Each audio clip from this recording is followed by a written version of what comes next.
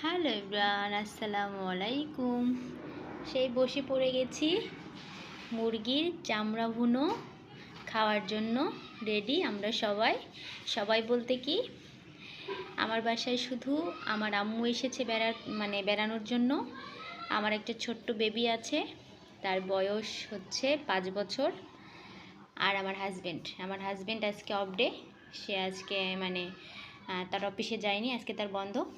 সেই উপলক্ষে সে যেগুলো খাবার পছন্দ করে আমি চেষ্টা করি তাকে বানিয়ে দেওয়ার জন্য। এই মুরগির চামড়া ভুনো দিয়ে আমরা কি খাবো সেটাই দেখাচ্ছি।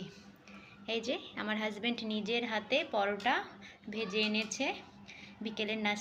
বিকেলের নাস্তা বললে ভুল হবে, সন্ধ্যা লেগে গেছে তো সইছে না। সন্ধ্যা হোক বা রাত হোক বা দুপুর হোক সেটা বড় কথা না, আমরা এখন এই পরোটা দিয়ে মুরগির চামড়া ভুনো খাবো। আর যারা যারা পরোটা কিংবা রুটি দিয়ে এই মুরগির চামড়া ভুনা খেয়েছো তারা তো জানোই তার মর্ম কতটা মজা লাগে। আর যারা যারা খাও, কোন কোন জেলার লোকেরা এই হচ্ছে মুরগির চামড়া ভুনা পছন্দ করো পরোটা বা রুটির সঙ্গে খেতে, অবশ্যই কমেন্টে জানাবা। ওকে, এই ছিল আমার আজকের ভিডিও। আল্লাহ হাফেজ।